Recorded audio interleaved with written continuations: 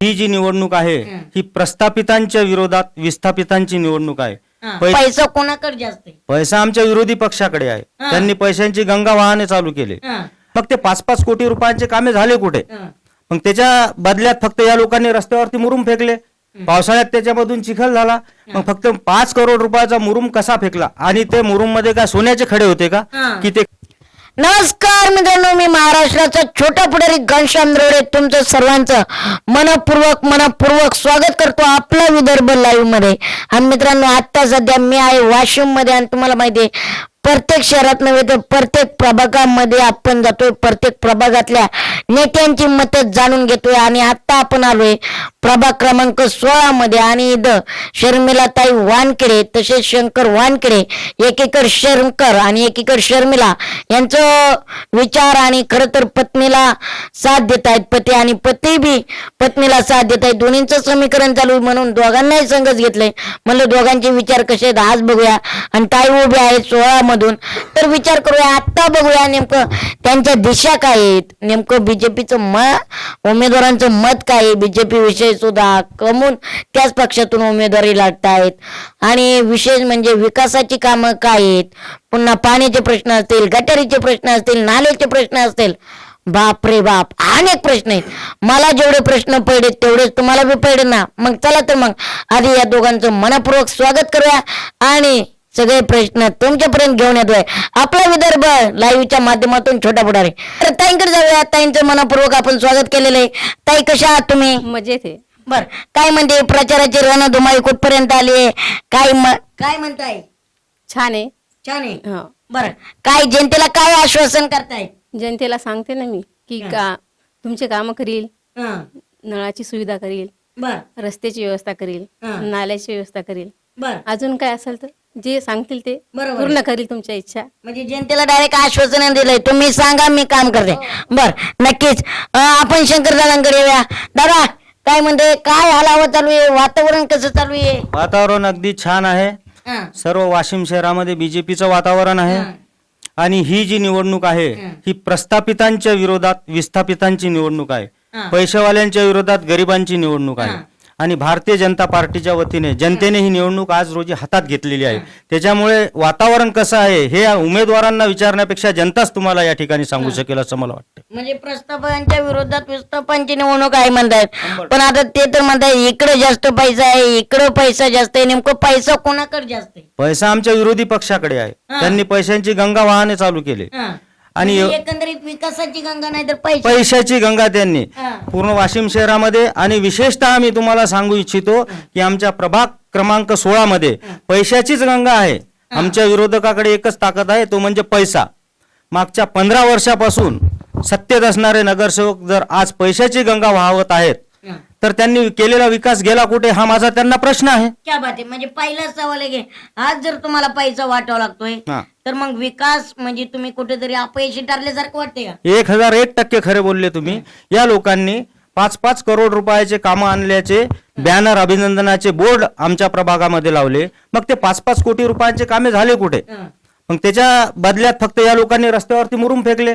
पावसाळ्यात त्याच्यामधून चिखल झाला. मग फक्त 5 करोड रुपयाचा मुरुम कसा फेकला? आणि ते मुरुम मध्ये काय सोन्याचे खडे होते का? की ते खडे आता वेचून कोण गहूपोत करायची, कोण कानातली बाळी करायची, कोण आपल्या गळ्यात चेन करायची. बरोबर बरोबर. मला यांनी 5-5 कोटीचे नुसते बॅनर लावले आणि जास्त खर्च केला, खूप मोठा खर्च केला, प्रचंड भ्रष्टाचार केला. आणि त्याच्यामधून कुठल्याही प्रकारचं विकास काम यांनी केलेलं नाही. तर त्या भ्रष्टाचारामधून यांनी माया जमवली आणि तीच माया आता लक्ष्मी दर्शन म्हणून जनतेसमोर आणत आहेत. हा, बरं, आता मला सांगा, तुमच्या प्रभागात तुम्ही पत्नीला उभा केलाय, काय म्हणून उभा केलाय? काय प्रभागाची काय परिस्थिती आहे आता? मी प्रथमतः तुम्हाला हे सांगू इच्छितो की मी स्त्री जातीचा सन्मान करतो. क्या मी माझ्या पत्नीला माझ्या बरोबरीचे स्थान देऊ इच्छितो. बरोबर. म्हणून मी स्वतः उभे न राहता माझ्या पत्नीला उभे केले आहे. बरोबर. आणि प्रभागाची जर परिस्थिती तुम्ही विचारली तर आमच्या प्रभागाची विकासात्मक परिस्थिती अतिशय दयनीय आहे. आमच्या प्रभागामध्ये एक खेडेगाव वाळकी म्हणून येते. त्या वाळकीमध्ये 2 व्हीलर सुद्धा आज रोजी नेता येत नाही. त्या वाळकी ग्राम मधला 15 वर्ष झाले नगरसेवक होता. त्याच्यानंतर एक घाणमोडी ग्राम येते. म्हणजे 15 वर्षाचा आधी टू व्हीलर सुधारण्यात येत नाही, यासारखं दुर्दैव नाही म्हणा. यासारखं प्रभागातल्या लोकांचं दुर्दैव कोणतं, पण ते आता लोकांच्या लक्षात आलेलं आहे. एक घाणमोडी शहर आहे, दलित वस्ती आहे संपूर्ण. तिथे दलित वस्तीचा निधी हे लोक खर्च करू शकले नाही. तिथे स्मशानभूमीची व्यवस्था नाही, वाळकीमध्ये स्मशानभूमीची व्यवस्था नाही, आमच्या रस्त्यावर मेन रस्त्याने धड चालता येत नाही, प्रभागामध्ये नाल्यांचे गटार साचलेले आहेत, पाणी वेळेवर येत नाही. म्हणजे सामान्य परिस्थितीतूनही लोक रोज सामान्य परिस्थितीशी झगडत आहेत. आता हे कामं तर आम्हाला निवडून आल्यानंतर करावेच लागणार आहेत. हे तर आमचं आद्य कर्तव्यच आहे. पण त्यासोबत मी तुम्हाला प्राधान्याने एक सांगू इच्छितो की मतदारांच्या विश्वासाला खरे उतरणे हे आमचं ध्येय आहे. बरोबर बरोबर, म्हणजे मतदारांच्या विश्वासाला उतरणे. पण आता एकंदरीत तुम्ही म्हणताय 15 वर्ष सत्ता त्यांच्याकडे होती, मग वाटतंय का खरंच 15 वर्षात त्यांनी विकास केला आहे, नुसतं बॅनर वरती खर्च केला आहे? साहेब 15 वर्षात जर त्यांनी विकास केला असता तर आज रोजी त्यांना पैशाची गंगा वाहावी लागली नसती. मुद्दा क्रमांक 1. मुद्दा क्रमांक 2 की आता जनतेच्या लक्षात आलेलं आहे 15 वर्षे त्यांनी फक्त भूलताफा दिल्या आणि आता ते प्रत्येकाच्या दारी जाऊन याचना करत आहेत की मला एक शेवटची संधी द्या. मग यांनी जर विकास केला असता तर त्यांना याचना करायचं काम पडलं नसतं असं मला वाटतं. दुसरी गोष्ट ते असा आरोप करताय बीजेपीची वरची सत्ता होती बीजेपीकडे, त्यामुळे आमच्याकडे निधी आला नाही. या आरोपामध्ये कुठलेही तथ्य नाही. यांच्याकडे जर निधी आला नसता तर 5 करोड रुपयाचे बॅनर यांनी खोटे लावले का? अभिनंदनाचे बॅनर यांनी खोटे लावले का? ते पैसे आले कुठून? ते पैसे आले आमच्याच पक्षाकडून, आमच्याच सत्तेतून आले, परंतु यांनी त्याचा दुरुपयोग केला. हे पैसे जनतेच्या कामासाठी वापरले नाही, फक्त बॅनर लावले आणि त्याच्यामध्ये प्रचंड प्रमाणात भ्रष्टाचार केला. हा माझा यांच्यावर थेट आरोप आहे, डायरेक्ट आरोप आहे. आणि आता जनतेच्या लक्षात आलेला आहे जर या प्रभागाचा विकास आपल्याला करायचा असेल तर केंद्रामध्ये सत्ता भाजपची आहे, राज्यामध्ये सत्ता भाजपची आहे, इथे स्थानिक आमदार भाजपचे आहेत, नगराध्यक्ष होणारे भाजपचेच होणार आणि प्रभागामध्ये दोनही नगरसेवक भाजपचेच निवडून द्यावे लागतील. तेव्हाच विकासाची गंगा प्रभाग क्रमांक 16 मध्ये येणार आणि इकडे 16 ने काम होणार हे मी तुम्हाला विश्वासाने या ठिकाणी सांगतो. क्या बात आहे. पण एकंदरीत बघितलं तर आता राजकारण म्हणलं की थोडेसे कुठेतरी सिंपत्ती वापरली जाते, सहानुभूती असते. आता या तुमच्या विरोधक पार्टीकडे तर सहानुभूती खूप आहे, मग आता सहानुभूतीच्या जोरावरती येतील का? साहेब सिंपत्ती आणि सहानुभूतीने राजकारण होत नसतं. त्याच्यासाठी वास्तविकतेकडे बघणं आपल्याला गरजेचं असतं. मागच्या काळात जनतेने त्यांना एक मत देऊन त्यांना प्रचंड असा विश्वास दिला होता की तुम्ही आमचं काम करसाल, परंतु हे लोक त्याच्यामध्ये नापास झाले. आता हेच लोक जनतेसमोर जाऊन सहानुभूतीची भाषा करत आहेत. एक मत आम्हाला सहानुभूतीपूर्वक द्या, परंतु सहानुभूतीवर राजकारण होत नसते. भूतकाळाकडे पाहून वर्तमान काळ जर जगायचा असेल आणि भविष्य काळ जर घडवायचा असेल तर वर्तमान काळाकडे पाहणे फार गरजेचं असते. म्हणून वर्तमान काळात कोणता नगरसेवक आपल्या हाकेला ओढ देऊन येतो, कोणता नगरसेवक प्रशासनावर पक्की मजबूत आपली पकड करू शकतो, जनतेच्या कामासाठी प्रशासनाशी भिडणारा नगरसेवक कोणता, या सगळ्या गोष्टींचा विचार या प्रभागातील जनता सध्या करत आहे आणि ती आपल्या सतसत विवेक बुद्धीने वर्तमान काळातील या परिस्थितीवरच निर्णय घेऊन भारतीय जनता पार्टीला मतदान करणार आहे. बरोबर आहे, निश्चित आहे. पण एकंदरीत बघितलं का राजकारण म्हणलं तर कुठेतरी आरोप टीका होतच असते. आता तुमच्या विरोधकांनी अशी टीका लावून धरली की लाडकी बहीण ही फक्त राजकारणापुरतीच मर्यादित ठेवलेली आहे, लय लाडक्या बहिणींना वगळलेले. मग हे फक्त विकासाचे मुद्दे नाहीत म्हणून हा मुद्दा घेतला का खरंच काही समीकरण का गोलमाल आहे? नाही, असं काहीच नाहीये. बघा जेवढ्या योजना आता चालू आहेत त्या भारतीय जनता पार्टीच्या आहेत आणि त्या यशस्वीपणे भारतीय जनता पार्टी राबवत आहे. एवढंच काय म्हणता, आपण बिहारच्या इलेक्शनकडे जर पाहिलं तर बिहारमध्ये कुठे भारतीय जनता पार्टीचं नाव निशाण नसताना जनतेने भारतीय जनता पार्टीला पूर्णतः कल दिलेला आहे. तो फक्त जी भारतीय जनता पार्टी लोकांच्या चांगल्यासाठी ज्या योजना राबवत आहे त्या योजनेसाठी.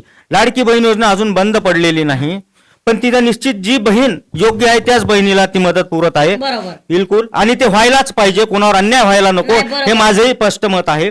त्यालाच व्हायला पाहिजे. त्याच्यानंतर शेतकऱ्यांसाठीची योजना, प्रधानमंत्र्यांची योजना, प्रधानमंत्री किसान योजना, घरकुलाची योजना, ह्या सगळ्या योजना अतिशय यशस्वीपणे भारतीय जनता पार्टी राबवत आहे आणि त्या भविष्यात सुद्धा चालू राहतील असा मला विश्वास आहे. बरोबर आहे. आता मला सांगा, लाडकी बहिणीचा जसा सर्व महिलांना फायदा होतोय तसं काही नेत्यांनी 10 रुपयात भोजन थाळी का काढली होती, आठवत असेल तुम्हाला राजकारणात. खरंच फायदा झालाय का 10 रुपये थाळीचा?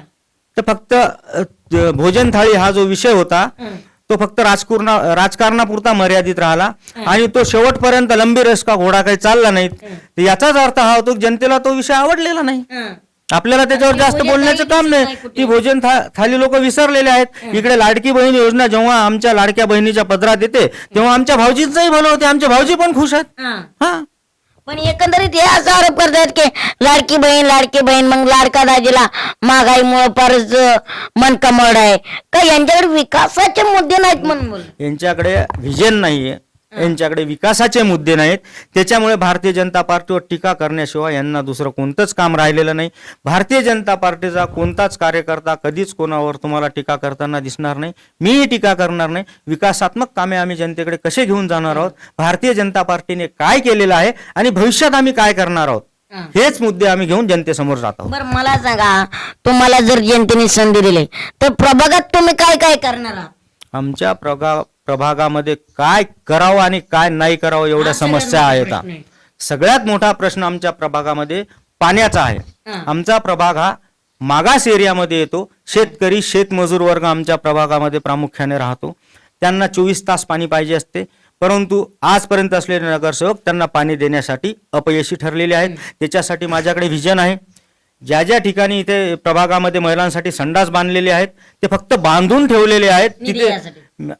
निधी आणला परंतु त्याचा सदुपयोग जनतेसाठी झाला नाही. तो मुद्दा मी समोर घेतोच. मी प्रथमतः तुम्हाला हे सांगू शकतो की एवढे मोठे जे संडास बांधले ते आता सध्या बंद अवस्थेत आहेत, परंतु ते चालू करण्यासाठी माझ्याकडे व्हिजन आहे. 15 वर्ष हे लोक सत्तेत होते, यांनी फक्त वास्तू बांधली, पुढे त्याचा उपयोग झाला नाही. माझ्याकडे व्हिजन हे आहे की आमच्या प्रभागामध्ये एक भाग असा येतो खालच्या स्तराचा, जिकडे डॅम म्हणतात त्याला. 3 एकर जागा नगरपालिकेची आहे. तिथे कुठेही जर बोर घेतला त्याला भरपूर पाणी लागते. मग तिथे आम्ही 4-5 बोर घेऊ, ते वापरण्याचं पाणी म्हणून प्रत्येक प्रभागात पाईपलाईन करू, प्रत्येक संडासापाशी 2000-5000 लिटरची टाकं तयार करू आणि 24 तास त्या संडासाला आम्ही पाणी देऊ.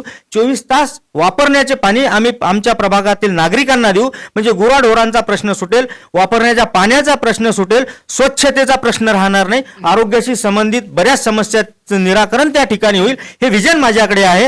हे विजन आमच्या विरोधकांकडे आजपर्यंत 15 वर्ष होतं का, हा माझा त्यांना प्रश्न आहे. बरोबर आहे. मग मला एक सांगा, विरोधकांकडे ते विजन नव्हतं, मग असं कुठलं विजन त्यांच्याकडे होतं? 15 वर्ष सत्ता होती त्यांच्याकडे. 15 वर्ष सत्ता त्यांच्याकडे होती तर त्यांच्याकडे प्रामुख्याने एकच विजन होतं. खूप मोठा निधी आणायचा, निधी आणल्याचे बॅनर लावायचे, त्याच्यामधून प्रचंड भ्रष्टाचार करायचा आणि स्वतःचा विकास करून घ्यायचा. म्हणजे येणाऱ्या निवडणुकीसाठी लक्ष्मी दर्शन करायला आपण मोकळे. हेच आम्हाला मागच्या 15 वर्षात या ठिकाणी दिसत आहे. मी मगाशी जो तुम्हाला उल्लेख केला की पण असं लक्ष्मी देणं तर कायदे निघून आहे. असं लक्ष्मी देणं, लक्ष्मी दर्शन करणं हा गुन्हाच आहे. लोकांना लालूच देणं, लालसा निर्माण करणं हे घटनेत बसत नाहीये. हे घटनेच्या विरोधात आहे असं मला वाटतं. परंतु त्यांना ते पटत असेल तर ते करतील, त्याच्याबद्दल मी त्यांना थांबू शकत नाही. परंतु मी लोकांना जागृती करू शकतो. मी जे मगाशी तुम्हाला सांगितलं सर की ग्राम वाळकी गाव, त्या वाळकी गावातला नगरसेवक 15 वर्ष होता. त्या वाळकी गावात जर आपण गेलो, तुम्ही जर गेले तर आदिवासी गावात आल्यासारखं वाटते. आपण शहरापासून एवढे दूर आहोत का? म्हणजे या लोकांनी लोकांना फक्त भूलतापा दिल्या. निधी आणणे म्हणजे विकास नसतो. निधी आणून तुम्ही फक्त वास्तू उभ्या करता, हा विकास नसतो. निधी आणल्यानंतर ती वास्तू उभी करून ती वास्तू जनतेच्या कामात आली पाहिजे, लगातार जनतेच्या कामात आली पाहिजे, त्याला विकास म्हणतात असं मला वाटतं. बरोबर आहे. आमच्या प्रकार तुमच्या डोक्यात विजन आहे, ते माझं विजन आहे क्या बात आहे. की निधी आणून एखादी वास्तू जर उभी झाली तर ती जनतेच्या कामी आली पाहिजे. एखादं सभागृह बांधणं म्हणजे नाही पाहिजे की इथं आम्ही काम केलंय. ती शोभेची वस्तू नसली पाहिजे, ती वापराची वस्तू झाली पाहिजे. एखादी वास्तू उभी केल्यानंतर, आता आमच्या प्रभागामध्ये एक व्यायामशाळा आहे, मी ती दाखवणार आहे सोशल मीडियाच्या माध्यमातून. ती आणली आणि ती खितपत पडलेली आहे. मग मुलांनी व्यायाम कुठे करायचा? म्हणजे त्याच्यामध्ये येणारा निधी यांनी खिशात घालायचा. त्याच्यासाठी या सरकारकडून प्रत्येक वर्षी निधी येत असतो व्यायामशाळेसाठी. हे काय मला वेगळं सांगण्याची गरज नाही. मग तो येणारा निधी जातो कुठे? मग ती व्यायामशाळा बंद कशी? मी निवडून आल्या माझी पत्नी असो किंवा आमचे पार्टनर असोत, आमचे सहकारी गजानन भाऊ वाळके, आम्ही निवडून आल्या ती व्यायामशाळा प्रथमतः चालू करणार आहोत.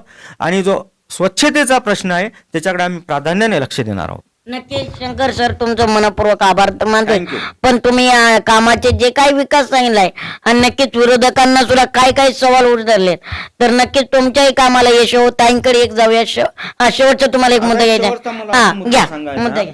मी ज्यावेळेस जनता मला माझ्यावर प्रेम करेल, आम्हाला तिथे पाठवेल, त्यावेळेस मी प्रामाणिकपणे सांगतो, आम्ही भ्रष्टाचाराला थारा देणार नाही. क्या बात. आणि फक्त बोलत नाही, आम्ही भूतकाळात करून दाखवलेलं आहे. या ठिकाणी आमच्या प्रभागामध्ये ग्रामदेवता चामुंडा मातेचं मंदिर आहे. हजारो वर्ष पुराण मंदिर आहे. तिथले आम्ही पुजारी आहोत. आम्ही लहानपणापासून तिथली सेवा करत आलेलो आहोत. आणि त्या ठिकाणी नवरात्रोत्सवामध्ये 51 पोत्याचा महाप्रसाद होत असतो. मागील 12 ते 15 वर्षापासून मी तो महाप्रसाद अग्रस्थानी असून करतो. आणि तिथे तो पैसा समाजाचा आहे अशी आमची भावना आहे.